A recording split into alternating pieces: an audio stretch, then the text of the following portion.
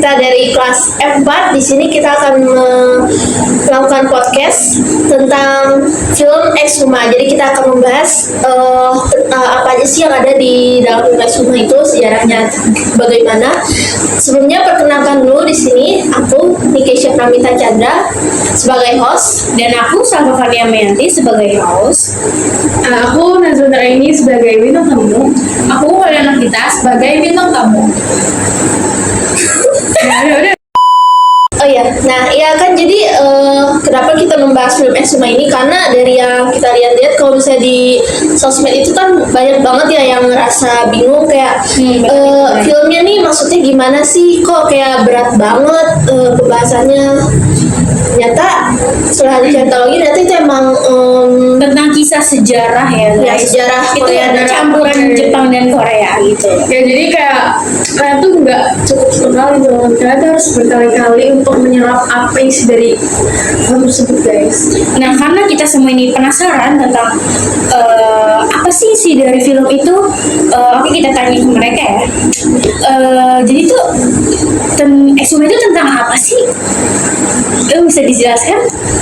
Jadi film Exhuma itu berceritakan tentang sebuah keluarga yang mereka tuh dihantui gitu sama sesosok gitu. Nah, bermulanya tuh dari dulu. Jadi kakek dari keluarga ini tuh pas zaman perang dia berkhianat sama orang-orang Korea untuk mendapatkan kayak segelintir harta gitu di Jepang.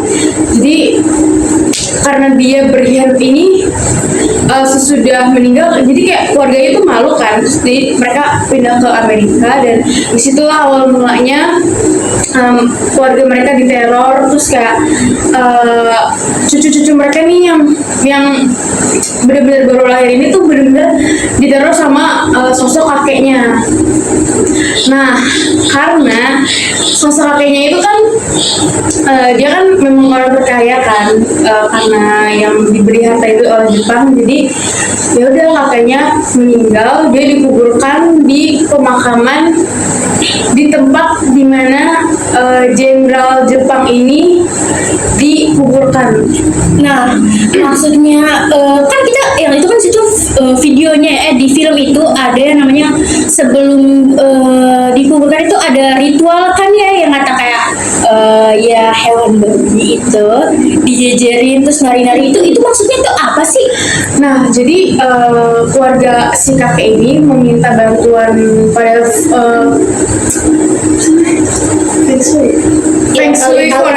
ahli feng shui Korea, kayak dukun Koreanya gini, untuk kayak minimalisir roh-roh jahat yang ada di tempat kakeknya itu dikuburkan. Nah gitu, jadi ya udahlah, mereka membuat ritual itu untuk menghilangkan roh-roh jahat tersebut. Oh gitu. Nah, pas digali kuburan itu kan ada kayak semacam hewan ular, cuman ya anehnya itu hewannya itu kayak berbentuk kepala manusia. Itu maksudnya apa ya? Karena hewan ular di sini tuh justru yang menjaga yang dikubur itu jenderal tersebut. Sebenarnya sebelum ada ritual di kuburan tersebut, itu rohnya itu emang udah terganggu gitu. Makanya setelah ada yang adegan ular ditancap sama ituan, itu kan langsung muncul kayak geledek hujan deras gitu. Itu tuh pun yang nggak sengaja nancepin kepala ularnya tuh karena penyakit gitu. Jadi sakit. Iya gitu.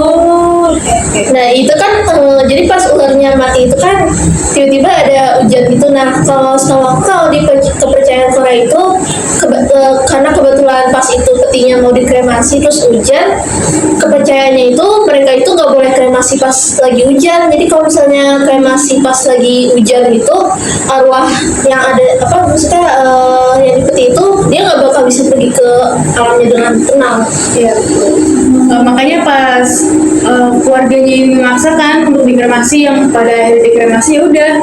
Jadi para feng shui-nya ini di bawah, di tempat di mana petinya itu masih disimpan, kan dibawa ke rumah sakit gitu kan, tempat peti kayak tongkar kakeknya. Ya udah, itu feng shui-nya itu melakukan ritual lagi dengan cara mereka memanggil rohnya untuk masuk ke dalam salah satu feng shui. Ya udah terjadilah kayak ya, makanya anak dari kakek yang meninggal ini itu naasnya terbunuh karena roh jahat yang mengelabuinya. Nah, terus kan ada adegan yang serem banget ini. Ini tuh serem banget guys. Kayak kalian kalau misalnya udah nonton itu ada adegan yang dimana hewan babi-babinya ini dikasih makan daging manusia ya. Iya. Nah itu gimana Yang sih? dikandang Nah gitu ya. itu gimana sih? Terus Jadi maksudnya maksudnya gimana sih? jenderalnya itu muncul dan pemerannya ini Lee Do Hyun atau Bonggil ini nih nggak sengaja ngintip kalau misalkan ada jenderal tersebut. Bonggil lari, cuman ternyata pas jenderalnya ini udah mergokin, ternyata dia malah ketemu sama si Warim ya. Warim, iya Warim. dukung Warim. ceweknya. Iya di situ Warim juga kaget, dan karena jenderal ini ngomong ini manusia atau bukan, jadi di situ kalau misalkan Warim jawab dia manusia, otomatis dia bakal didukung sama jenderal tersebut. Jadi dia bilang kalau dia tuh pengikutnya jenderalnya. Kayak budaknya gitu Iya, ya. budaknya. Makanya di situ pas jenderalnya udah tahu kalau itu budaknya, jenderal langsung minta cariin makanan karena di situ juga jenderal lapar gitu. Oh kira-kira makanannya itu apa ya? Jenderalnya ini kadang suka makan ikan atau melon. Makanya Mentah gitu. Itu Iya. mentah gitu. Kenapa harus ikan sama melon tuh simbol tertentu atau gimana? Sebenarnya pas si jenderal ini nanya ke Warim kayak apakah ada melon atau ikan.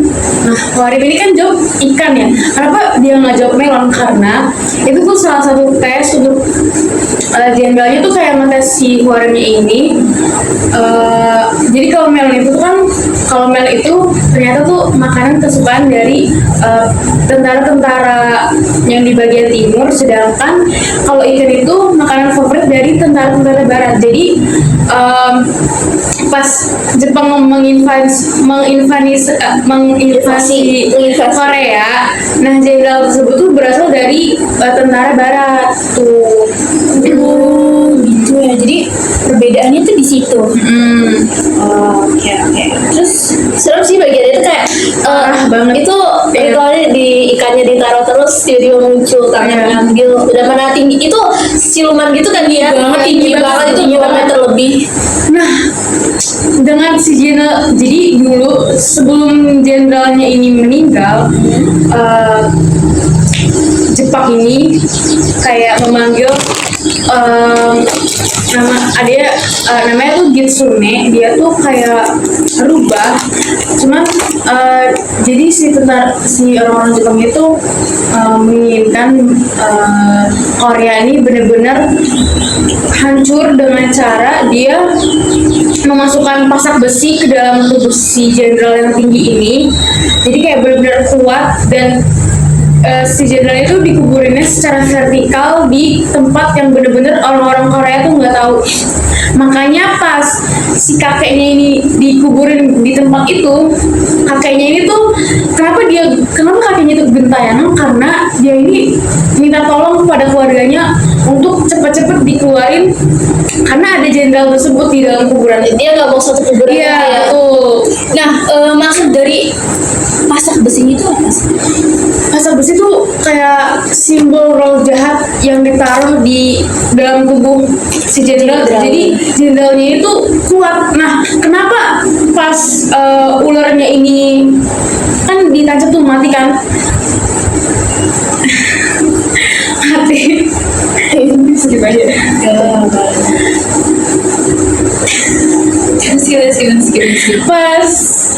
Pas siluman ularnya ini mati, yang siluman ular berkepala manusia kan nggak sengaja sama si penggalinya itu kan ketusuk mati kan. Terus ya udah, nah itu tuh awal mula dari kenapa segel peti siluman Jepang itu bisa kebuka. Jadi dengan itu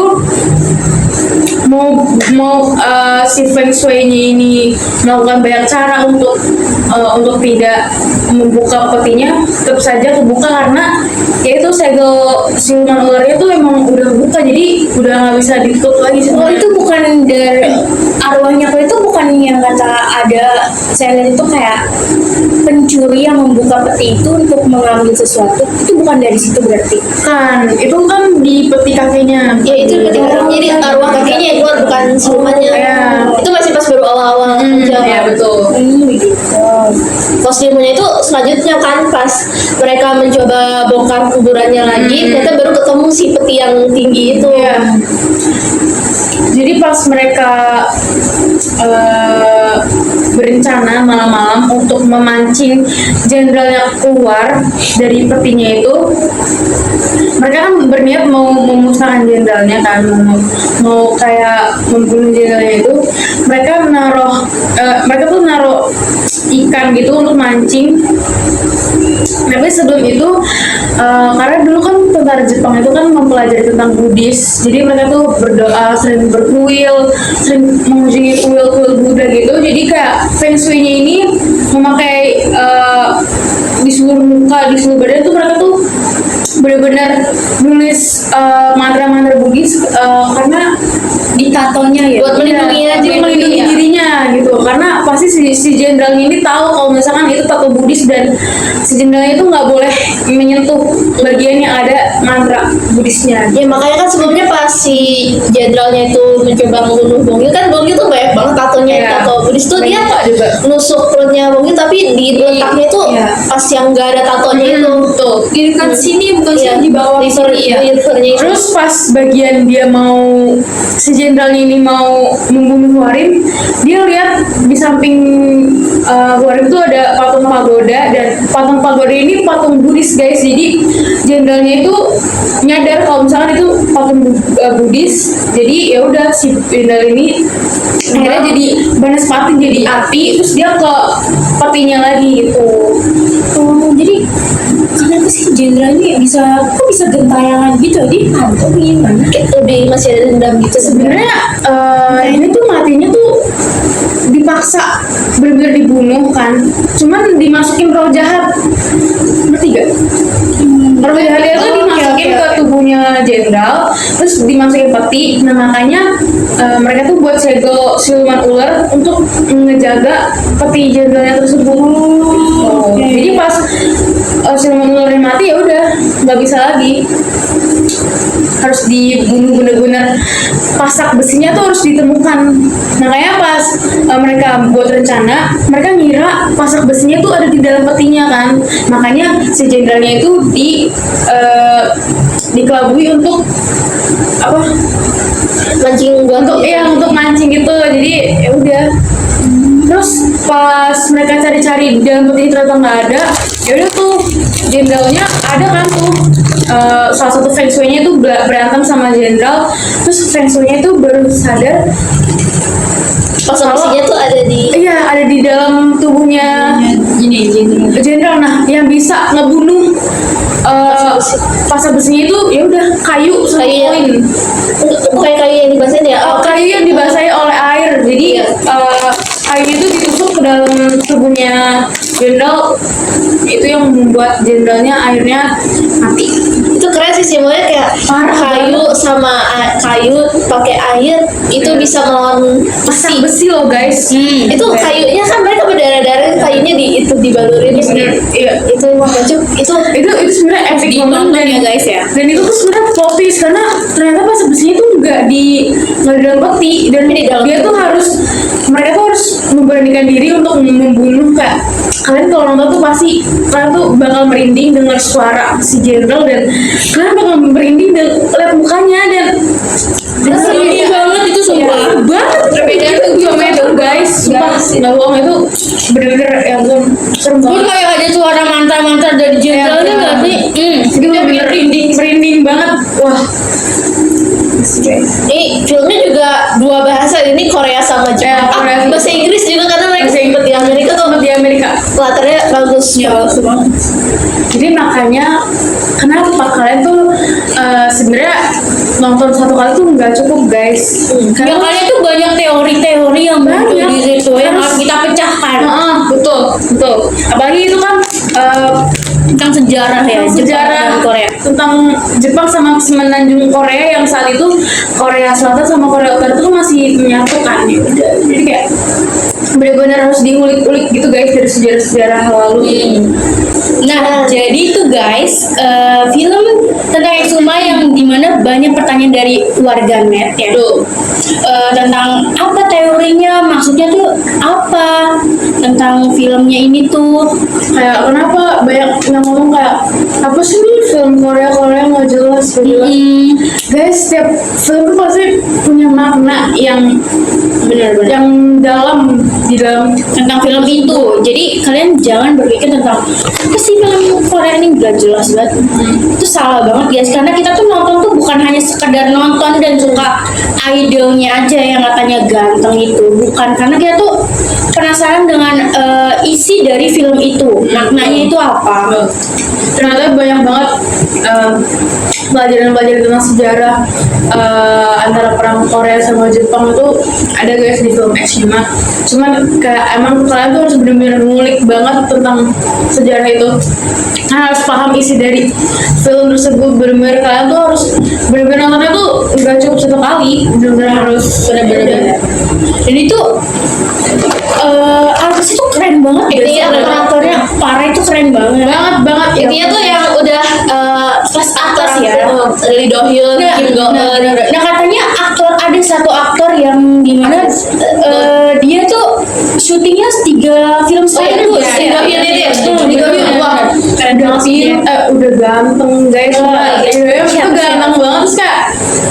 Dia tuh bener-bener pekerja keras banget guys. Iya, di situ bayangin sehari syuting 3 film itu capek banget gak sih? Itu patut diapresiasi guys dengan nonton filmnya dan berikan rating yang bagus.